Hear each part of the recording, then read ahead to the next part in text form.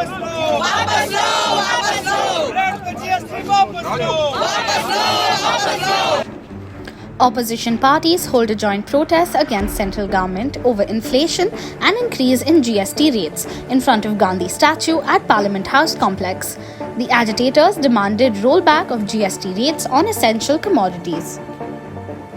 आज जो यहाँ पर GST के लिए सभी लोग एक होकर all opposition party Rahul ji आए हैं, उनके नेतृत्व में हम प्रोटेस्ट कर रहे हैं।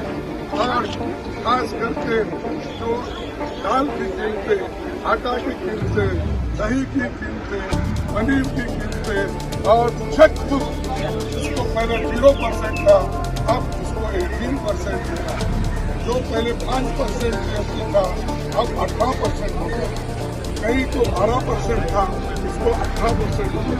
ऐसा उन्होंने गरीबों के ऊपर एक बहुत बड़ा जुल्म, अत्याचार उन्होंने किया है। उसके लिए हम आज प्रोटेस्ट कर रहे हैं और सब कुछ